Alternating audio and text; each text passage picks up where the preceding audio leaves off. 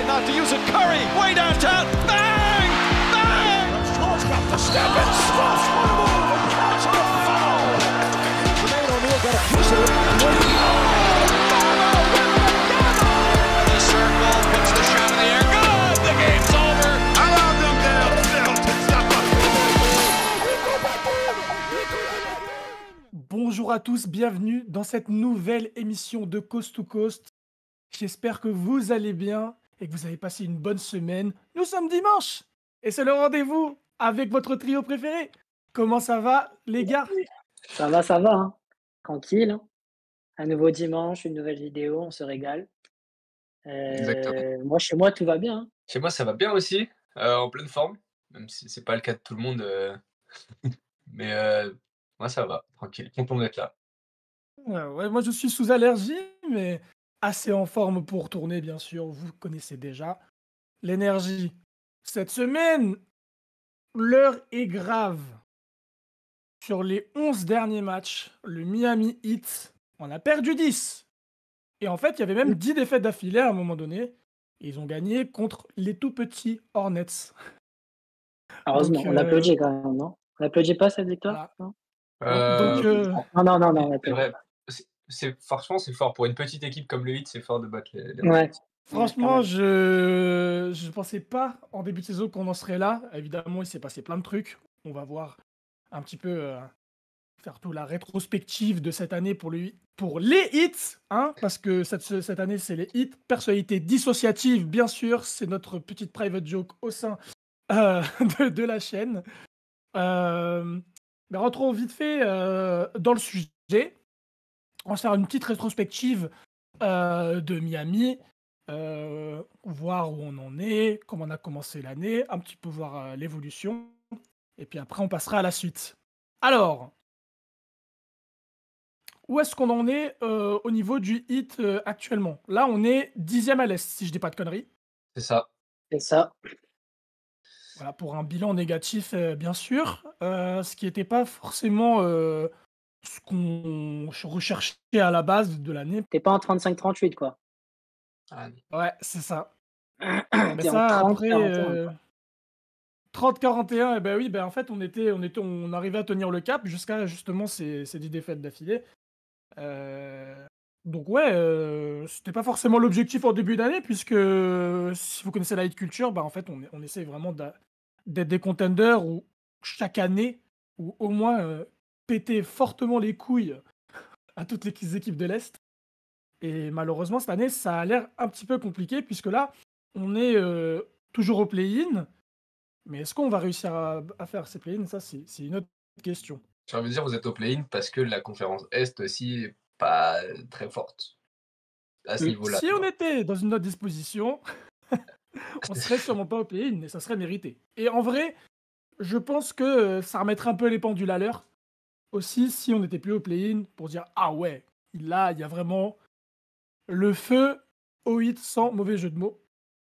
Après, vous le savez très bien, cette saison à Miami, elle a été un petit peu compliquée, puisqu'elle a été marquée par le départ du franchise player, de l'ex-franchise player maintenant, Jimmy Butler, qui, lui, de son côté, s'amuse plutôt bien avec le chef Curry de l'autre côté des États-Unis, puisque sur les 16 derniers matchs, je crois qu'ils ont perdu 3 fois. Ouais, Voilà, alors on que a le récupéré. le Heat, tu dis les Warriors, ils sont en 16-3, le Heat, ils sont en 5 victoires, 17 défaites depuis le trade de Butler. C'est un peu la cata. Là, on disait que voilà, Tyler Herro prenait des responsabilités. Bah, en fait, on voit très bien que même si c'est vrai et que ça a été couronné par du All-Star, c'est pas suffisant pour emmener cette équipe loin ou ne serait-ce que faire quelque chose avec cette équipe. Il manque beaucoup de choses. Et moi, ma question, c'est est-ce que vous pensez déjà que le trade a été géré de la meilleure des manières du côté du front office? Avec le recul maintenant. Avec le déjà, on avait fait une vidéo sur les trades et on avait imaginé des trades possibles et on s'était vite rendu compte qu'en fait, il était pas intradable, mais tu allais être perdant, c'est sûr, parce que tu allais pas recevoir un joueur aussi fort. parce que Jimmy Butler était vieux, qu'il avait un gros contrat et que du coup ça faisait un peu peur à beaucoup de franchises. Et puis même lui avait dit qu'il y a certaines équipes où il voulait pas aller, qu'il n'avait pas signé. Donc on s'attendait pas à un trade de ouf. Et il s'avère que t'as pas reçu des trucs de ouf en échange, quoi. Euh, je dirais qu'au C'est- niveau complémentarité, c'est bien. Tu as besoin d'un ailier, tu récupères Andrew Wiggins. Davion Mitchell, c'est un meneur pitbull défensif. C'est dans la culture du hit. Après, dans la qualité, bah ouais, c'est léger de fou. c'est ça. Je trouve que c'est léger entre ton Big Three, entre guillemets, et l'effectif au global. Enfin, les joueurs que tu as, tes lieutenants, ton, ton banc, quoi. C'est genre, je trouve que c'est très, que ce soit Davion Mitchell, c'est qui le banc du 8? J'ai pas de. Attends, j'ai qui? Davion Bah, il y a Mitchell, Jovic, il y a Jaquez, il y Jovic, a Raquez, etc. C'est pas des ouais, joueurs Highsmith. qui vont te faire passer un step, tu vois. Non, Et clairement pas. donc, tu ajoutes ça à un Tyler Hero qui montre des choses, mais qui manque encore de ce côté mal alpha. Voilà, Bam Adebayo qui fait une saison middle. Et Andrew Wiggins fait une bonne intégration, mais c'est un lieutenant aussi, quoi. Donc, c'est mid, tout est mid. Et Miami, en fait, c'est mid à mi-hit. J'ai envie de les renommer comme ça, quoi. C'est vraiment ça. Et donc, on Là, se c'est ça, retrouve hein. avec ce Miami bilan. mid, peu importe. Donc, Miami. on se retrouve avec ce bilan. Et Butler, bah oui, Butler se régale. Et je pense que Pat Riley aurait pu faire un peu mieux sur le trade. Je pense qu'on en Euh, parlera plus tard. ouais, moi, je pense que cette Je équipe, suis elle est d'accord. parfaite si tu rajoutes un franchise player. Ouais. C'est que tu as Mm. tes deuxième et troisième options en Bam Adebayo et Tyler Hero. Tu as Wiggins qui est pareil, en scoreur, quatrième option, qui défend bien et tout. Et puis d'ailleurs, tu as plein de Mm. role-players, des bons soldats et tout. Mais il manque un boss, quoi. Parce que Il manque un patron quand d'équipe. quand tu regardes en termes statistiques sur les défaites, là, sur la série de défaites, bah, au final, ils font, que ce soit Wiggins, Hero et Bam, ils font tous à peu près des bonnes stats. Ça va. Mais ça se Pas reflète non pas dans plus le le jeu, top, hein, en mais ça fait. va. Ah, ça va, je trouve quand même, hein. Bah, Bah, t'es moi, quand en même Bam fait, qui est ce qui me quasiment gêne, c'est sur offensivement, la, quoi. sur la série de défaites, t'es quand même la 30e attaque de la ligue. Ouais, c'est ça. Et ça, c'est. Ouais, j'en Et parlerai plus tard, mais ouais. après, Ouais. il y a 19e défense aussi qui est pas acceptable, je pense, En fait, on pour le hit. est là où c'est Mm. étonnant, c'est qu'en fait, on a du talent défensif. On a Bam, on a Wiggins, on a David Mitchell, on a Highsmith. En fait, on a du talent défensif, mais ça a pas l'air de clic. Et je pense qu'il y a ce truc aussi où on est en train de revoir un petit peu le leadership. Bah, ça fait partie de faire une bonne défense aussi. Offensivement, on a, comme vous le disiez, en fait, comme vous le dites, il y a un manque de firepower reliable Mm. Une du French soir par Kiss. soir. En fait, là, on a vraiment, genre, pour moi, Bam, offensivement, c'est une troisième, voire une quatrième option pour gagner un titre. Je pense qu'on est tous d'accord là-dessus. Même si c'est le patron défensif, ça, on ne remettra jamais en cause. Oui, bien sûr. Tyler Hero, il a la gueule d'un deuxième, tu vois. Ça me dérange pas. Pas premier, parce que. Ou alors faudrait que voilà, il y ait une vraie évolution et qu'on le voit vraiment step up à ce niveau-là. Et Wiggins, Wiggins, on l'a déjà vu dans ce rôle de troisième option offensive, et puis un bon mec qui défend sur le meilleur joueur chaque soir. Ça passe, ça marche. Bah, ça gagne Mais un il nous titre, hein. manque. Comment? Ça gagne un titre. Wiggins en troisième option. Exactement. On a vu que c'était sa place à lui dans une équipe qui gagne un titre. Pas Donc on au-dessus. a une deuxième, on a une troisième, on a une quatrième, on a des options défensives. Maintenant, il nous faut ce gars qui dit voilà, je suis le franchise player, offensivement, c'est par moi que ça va passer, et vous allez m'épauler tout en gardant un rôle qui vous convient.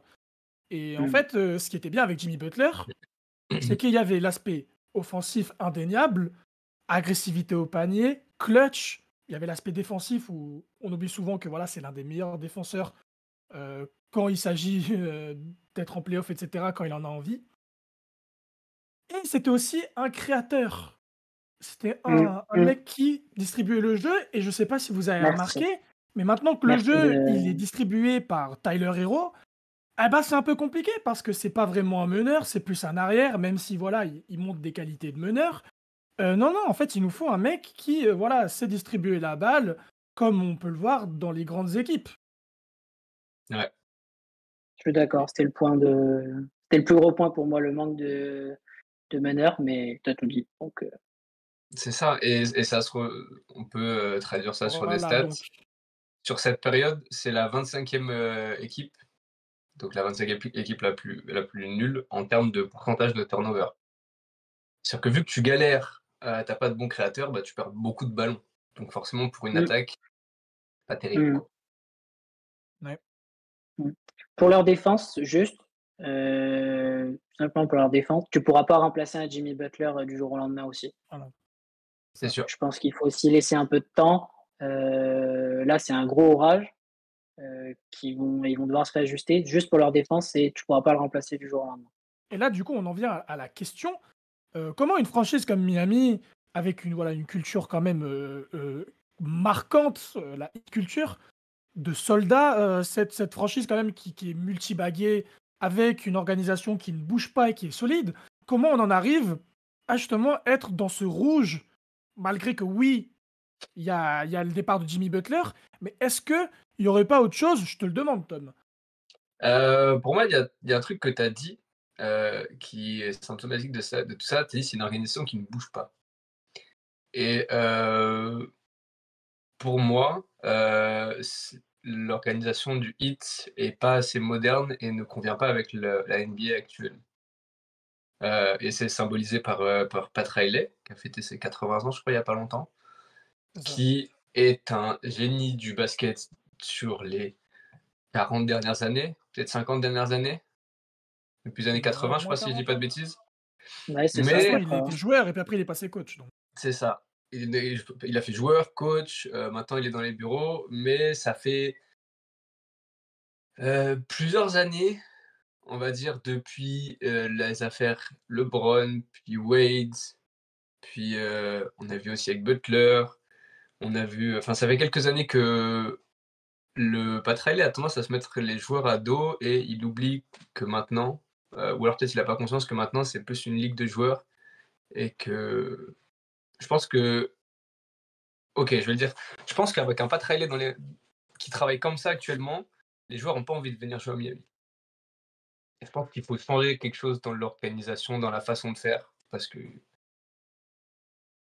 genre c'est pas comme c'est si tu vois, genre, tu vas à Minnesota, tu dis: «Pourquoi t'as pas envie de jouer à Minnesota?» Bah, c'est la ville de Minnesota, tu vois? Miami, normalement, tout le monde devrait avoir envie d'aller à Miami, tu vois? T'as c'est soleil, t'as la clair plage, c'est une que grosse ville, c'est un ouais. gros marché. Sauf que tu sais que t'as un vieux daron italien avec les cheveux gominés là, qui va te casser les pieds tous les jours et je pense que ça pose problème aujourd'hui auprès des joueurs. C'est juste une Ouais, je supposition, mais suis voilà. et toi, c'est ton avis, Seb, aussi sur la question ou tu en as un petit peu différent? Non, non, je rejoins ce qu'il a dit.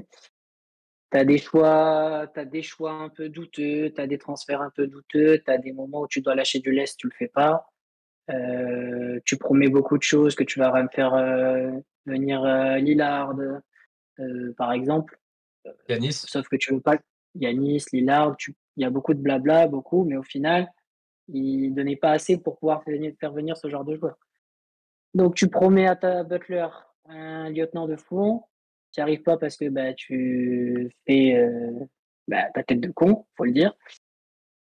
Du coup, il se passe ça, ce qui se passe avec Butler, du coup, bah, toutes les superstars, elles n'ont pas envie, quoi. Et donc je rejoins Ah ouais, ce qu'il a dit. franchement, Totalement.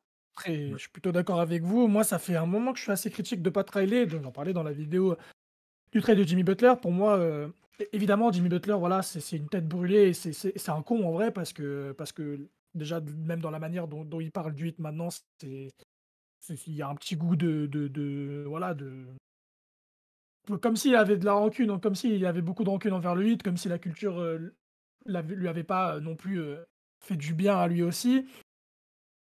Mais il y a pas de fumée sans feu. Jimmy, il serait resté là si il y avait eu ses raisons et je pense qu'en fait, le fait de ne pas avoir pu signer de joueurs, on est passé à côté de tellement de rumeurs de trade sur les années qui étaient possibles à faire, mais où il fallait voilà, sortir des joueurs, prendre des risques et pas trailer là-dessus. Bah, il n'a pas su prendre les risques. Le fait qu'on ait encore Tyler Hero aujourd'hui, on est assez content parce que voilà, l'évolution elle est telle qu'on est content. Mais il y avait des équipes qui demandaient Tyler Hero pour faire venir Lillard ou pour faire peut-être un Harden, petit trade à Harden. Harden, ça n'a pas Et voulu on a lâcher toujours Tyler Hero pour Harden. ça n'a pas voulu lâcher Tyler Hero pour Harden et on se dit ah ouais mais Tyler Hero finalement il est bien mais regardez ce qu'il fait Harden de l'autre côté. Il est en train de faire une super saison. Là, il n'y a pas longtemps, il lâche un match à 49 points, si je dis pas de conneries. James Harden, c'est toujours James Harden. Et puis, c'est exactement le genre dont on a besoin, qui sait distribuer le ballon, qui sait jouer avec du Kelly Oubre et du Bam Adebayo. Aujourd'hui, on serait bien mieux avec un James Harden qu'un Tyler Hero, je pense. Et en plus, on parle que de James Harden, mais on avait des possibilités avec Kevin Durant aussi.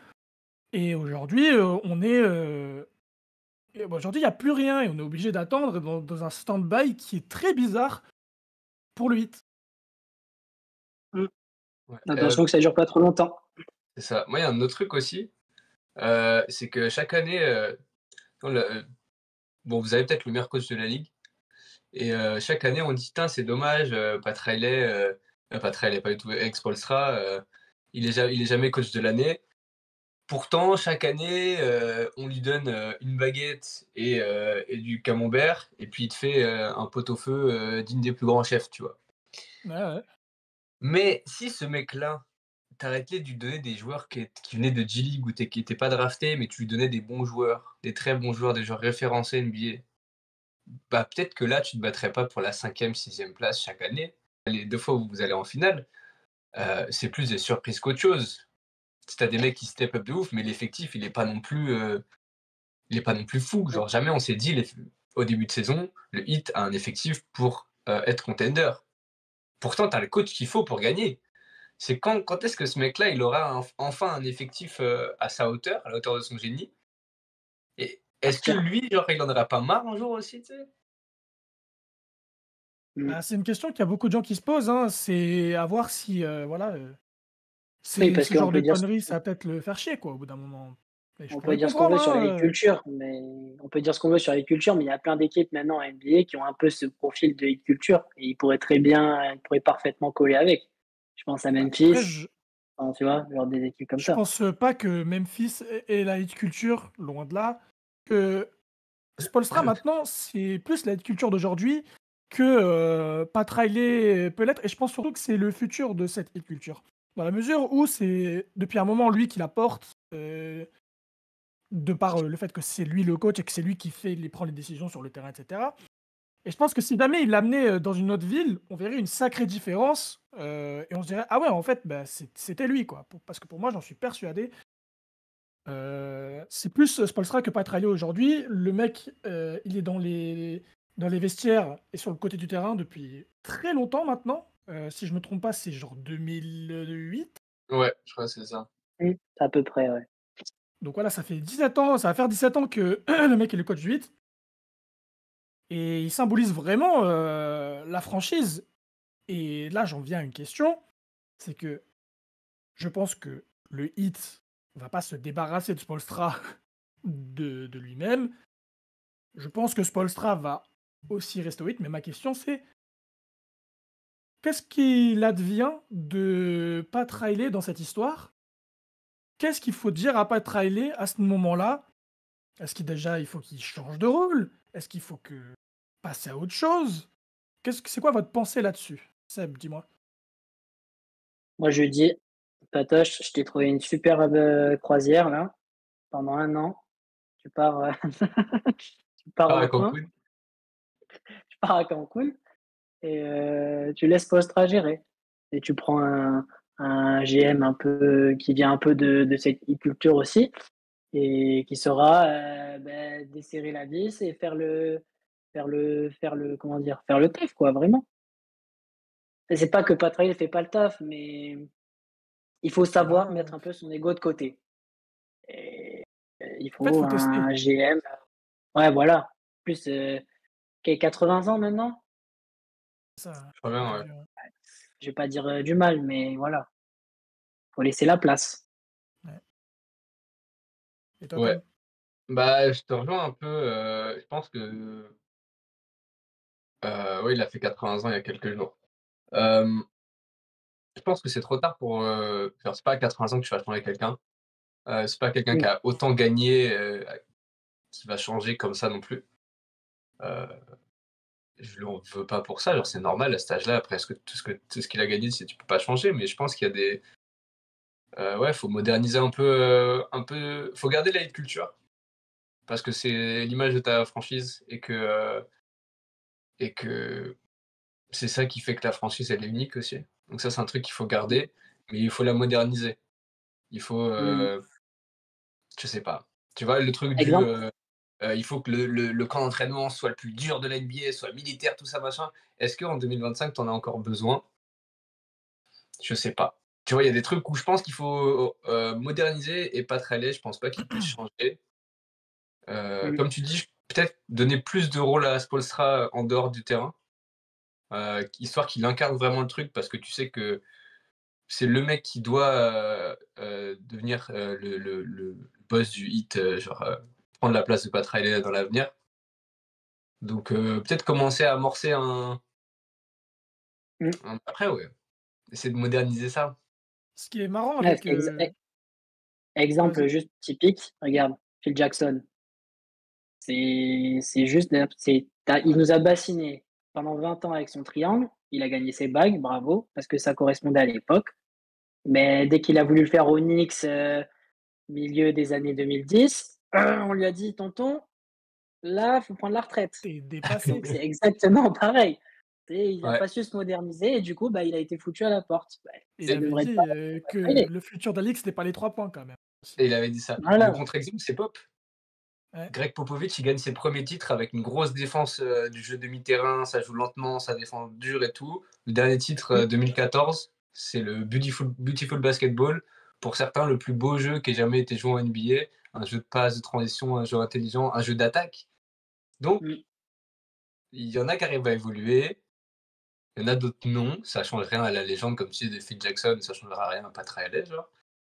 Bah oui. Mais, ouais, non, peut-être on arrive à une fin de cycle, pas d'équipe, mais de structure. Ouais. Ce qui est marrant avec, le profil d'Eric Spoelstra dans un rôle un petit peu plus que coach, c'est que Spoelstra, lui, quand il est entré dans la franchise du Heat, c'était en commençant en étant, à la vidéo, donc il regardait les tapes et en fait, il les filait aux joueurs, ce qui faisait qu'il avait une très, très, très bonne vision de jeu avant tout, mais en fait, il continue à faire ça aujourd'hui dans sa carrière. Il regarde beaucoup, beaucoup, beaucoup de tapes, ce qui fait que c'est aussi un très bon recruteur, le Spoelstra. Ah oui. Donc, on a déjà vu des coachs qui avaient un très très fort potentiel de coach. Et je pense notamment à Brad Stevens, Ouais. qui lui était un coach jeune mais tellement talentueux. Et aujourd'hui, il n'est plus coach, il est GM. Il a laissé les clés Mmh. à Mazzulla. Il est fort Et aussi. qu'est-ce qu'il est fort en GM? Bordel, les Celtics, c'est l'une des équipes les mieux construites de ces dernières années. Ça a gagné la bague l'année dernière. Je ne remets pas en question le talent de Mazzulla, mais c'est en grande partie grâce au recrutement.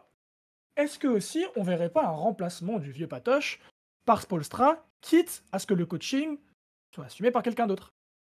Moi, je trouve que tu as pris l'exemple parfait de Brad Stevens. Brad Stevens, il a été coach, mine de rien, pendant pas mal d'années au Heat, pas du tout aux Celtics, même s'il était jeune. Et puis, on sentait qu'il n'arrivait pas à passer le step suivant, ou c'était un peu compliqué. Il a fait OK, je passe GM. Il a mis un coach en place, comme celui qui est aux Rockets maintenant, là. J'ai oublié son nom. Udoka. Bref, Udoka, ils font finale.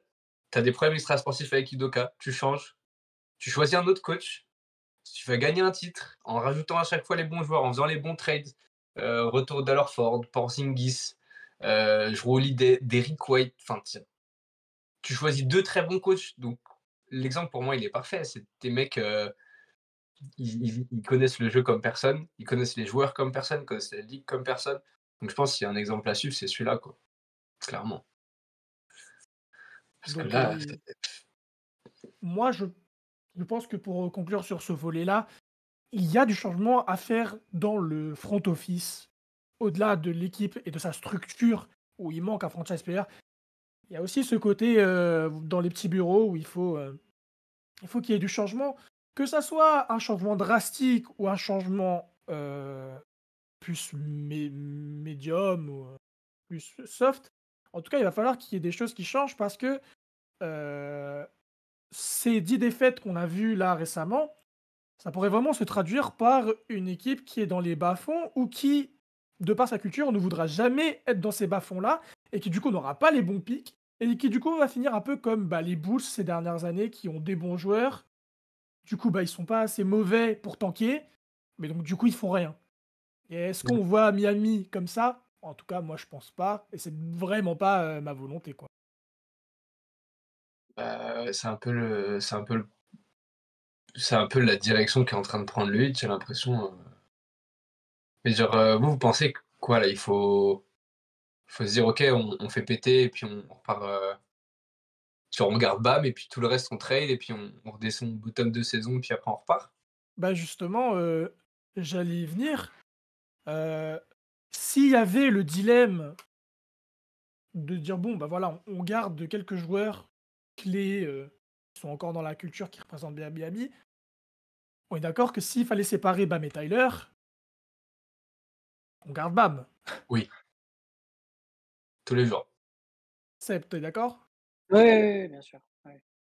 Donc on garde Bam et après on construit autour de Bam et justement, C'est quel pas construire autour de Bam parce Non, que enfin, c'est pas ce que je voulais c'est dire, pas mais le oui. mot. Ouais. Oui, c'est pas le mot, c'est en fait, autour de lui, il va falloir qu'il y ait une construction, mais c'est pas forcément lui le point culminant de la construction, quoi. Mais si tu c'est gardes ça. Bam, faut que tu fasses des joueurs avec qui il fonctionne, mais surtout des joueurs qui auraient besoin d'un Bam, plutôt. Parce que, mine de rien, c'est ce joueur qui a quand même bourré de talent, un défenseur vraiment très solide, euh, il y aura plein de mecs qui seraient vraiment intéressés de jouer avec un Bam Adebayo, j'en suis convaincu. Maintenant, dans l'état actuel des choses, si on peut pas tout péter et qu'il faut un franchise player et voilà, on a des pièces Tyler et quelques role players, qui on va chercher en 2026, en 2025, hein, pendant l'été 2025, qui est-ce qu'on va chercher comme joueurs qui sont disponibles? Est-ce qu'on va chercher un joueur ou est-ce qu'on attend l'année d'après? Ça, c'est surtout la question. Est-ce qu'on est dans l'immédiat ou est-ce qu'on attend un peu? Parce que 2026, il y a beaucoup de free agents. Non, En moi vrai, j'attends, je pense. moi si c'est moi, je me dis: «Tu fais tout pour avoir KD cet été». Ouais, ouais, KD, ouais. Tu fais tout pour avoir KD et si tu peux pas, là tu te mets sur la free agency 2026 mais si tu peux avoir un joueur comme KD, genre en soi, KD tu sais que c'est pas un leader. Bon, tu as Spoelstra et Bam Adebayo. Je pense que le leadership il est là, tu vois? C'est un bête de joueur qui peut s'intégrer n'importe quel collectif et tu prends KD, tu mets un vrai meneur fort et puis après tu mets Bam et des role players et moi je pense que tu vas aller très loin avec ça. Et du coup, il est libre en 2025, KD? Je Je pensais sais que c'était pas, je sais plus 2026. s'il est libre. C'est Bah, je pense 2026, KD, hein. ouais, mais je pense qu'il va tu penses vraiment qu'il va vouloir rester à Phoenix? Ouais, il a envie de partir déjà. Là, s'il Tu pouvait penses? Ah partir, ouais? il Après, partait il a déjà. dit que s'il y avait un trade qui devait se passer, ça serait voilà, cet été. Donc ça serait pas trade. Moi, j'étais plus dans l'optique Bah, de moi je trouver te dis de la free agent. moi je te dis tu fais tout pour si tu peux récupérer KD, tu fais tout pour récupérer KD. Tu te dis: «Vas-y, on a KD, on tente le truc». Bam Adebayo, si tu lui dis je pense que si tu vends à Bam Adebayo un projet de reconstruction alors qu'il est dans son prime, il va dire: «Bah, Coco, ce sera sans moi, je me casse», tu vois? Donc tu fais tout pour avoir KD, si ça marche pas, envoie Tyler Herro s'il faut, il fait une bête de saison, on récupère KD, genre. Après, KD, le problème, c'est que il y Tu a vas chercher plein- KJ là en 2025? c'est un Franchement, très ouais, bon hein. joueur, KD, mais ça reste quelqu'un qui est vieux, Ça y est, il en même a marre là, si. j'ai l'impression. Et est-ce que vraiment KD c'est la clé? Est-ce que vraiment ça nous avance à quelque chose d'avoir KD? Oui, peut-être que tu vas faire les playoffs, mais est-ce que c'est vraiment ce truc qui est game changer, sachant que du coup tu te débarrasses d'un jeune Tyler? Moi, je suis pas Si j'aime le Tyler. forcément. Moi, Comment? je pense vraiment, j'ai plus si j'aime le Tyler, je pense vraiment, genre Tyler Hero, il faut pas que tu le vois comme un. Il faut plus que tu le vois comme un. Faut que tu le vois comme un asset dans un transfert plutôt que comme un joueur majeur, genre. Je suis d'accord, À moins mais que tu signes en 2026, là, pour le coup, tu signes un bête de joueur, tu sais. Tu arrives je sais pas, tu sais pas par quel moyen tu arrives à tirer un meneur très fort. Là, dans ce cas-là, oui, tu gardes Tyler Hero, mais s'il y a un trade à faire, faut mettre Tyler dedans, quoi. de toute façon, pour la Free Agency 2025, vraiment, c'est très limité en termes de joueurs, sachant qu'en fait, il y a plein de joueurs avec leur player option. Donc, enfin, je pense dans les joueurs que tu peux aller choper en 2025, voilà, il y a LeBron, Van Vliet, Kyrie Irving, James Harden, Chris Middleton, mais à part Van Vliet, ils sont tous des player option et Van Vliet, il a une team option. Donc, bon, voilà. Le meilleur free agent, je dirais que c'est Brook James Harden. Lopez. Oui, non, mais parce qu'il a la Ah, player parce qu'il a une option player. et Ok, pardon. Ouais, pardon. Ok. donc vraiment, voilà, en tout cas, la free agency en 2025, elle fait pas rêver. Par contre, la free agency en 2026, et je sais que c'est celle-là qu'il attendait avec impatience Pat Riley, c'est la free agency où tu as Damian Lillard, Trop LeBron, vieux. Bradley Beal, KD, Trey Young, Luka Doncic, Zach LaVine, Fred VanVleet, Kyrie Irving, James Harden, DeAndre Ayton, De'Aaron Fox, CJ McCollum, et j'en passe, et les pas mûrs. Jaren Jackson Jr. Mais vraiment, et encore là, je dis ça par prix, hein, mais en Ouais, vrai, ouais. oui, il y Mais a du joueur, il y a même les rookies, certains rookies qui vont tu sais, moi, être j'ai peur d'un truc. banqueros J'ai peur aussi. j'ai peur que tu te dises, ok, on vise 2026. 2026, ok, objectif, bon, pas Lillard parce qu'il est vieux, objectif Trae Young, objectif KD, objectif je sais pas qui, et puis tu te retrouves avec Anthony Simmons. C'est possible. Il faut savoir qu'en 2026, du coup, Damian Lillard aura presque 36 ans, KD aura Ouais, ça sert 37 à ans rien. et demi, mais il y a du joueur justement, dont on parlait, des joueurs qui sont à la distrib, dans Trey Young, Luka Doncic, qui restent des joueurs de 27 ans. Est-ce que Luka Doncic va partir de LA? Ça, c'est une question à laquelle on ne peut pas répondre. Je pense Il faut pas, savoir hein. que Trey Young et Doncic, ils ont encore le player option aussi. Donc tout dépend ça dépend de plein de choses. Il y a aussi Kyrie Irving qui sera dans ce truc-là. Ouais, mais La Kyrie, free tu sais agency, elle est pas. fat. Kyrie, Kyrie a 34 ans. Kyrie, il vient de se faire les croisés à 34 ans, enfin, tu sais pas dans quel état il sera, hein. Et c'est vrai qu'il a les Mais croisés. est-ce que genre tu fais tout pour avoir Trae Young? Ouais, je pense que c'est le mieux à aller chercher. En fait, je pense De que cette liste, c'est le meilleur compromis. bah non, bah il y a évidemment Luka, mais va être très dur Non, de l'avoir, hein. C'était dans le sens Ah, de non, mais tu sais, réalisable. Trae Luka, Young, il il est aux se barre Lakers, pour jamais il bouge, Atlanta, hein. il va jamais bouger. Tu vois. Je pense pas, hein, qu'il bougera. Ouais. Trae Young, si Atlanta, ça reste un peu middle comme ça, ils vont en avoir marre. Ouais, bah après, je pense que c'est la pièce à aller chercher. Après, le truc, c'est que moi, j'ai peur, voilà, qu'on vise des Trae Young, etc. Et qu'on se retrouve, voilà, sur du Damian Lillard qui, oui, sur le coup, t'es content, mais il aura presque 36 ans et ça se trouve, il aura pas le même niveau qu'aujourd'hui. Donc, tout ça, c'est des questions que Mm. le front office du Heat vont devoir répondre. Et on le verra dans les années qui suivent. En tout cas, c'est un sacré casse-tête pour le Heat. Et ça va évidemment commencer par faire des grosses remises en question, je pense. Alors, ouais. En tout cas, c'était notre vidéo sur donc le Heat de Miami et la situation actuelle qui est vraiment déplorable. Dites-nous en commentaire si vous avez d'autres idées en termes de futur pour le Heat, ou est-ce que vous faites confiance au procédé, trust the process. Trace de C'est pas chez patoche. nous, mais peut-être. En tout cas, n'hésitez pas à nous le dire. Lâchez un petit like, un commentaire, ça fait toujours plaisir. N'hésitez pas à nous suivre sur les réseaux sociaux également. Et nous, de notre côté, on vous fait des bisous. Et on vous voit la semaine prochaine, bien sûr, pour Bye bye, prenez une soin de nouvelle vous. vidéo. Bisous la team. Bisous la team. Et J'espère que force au votre Heat. équipe va mieux que la mienne. Oui.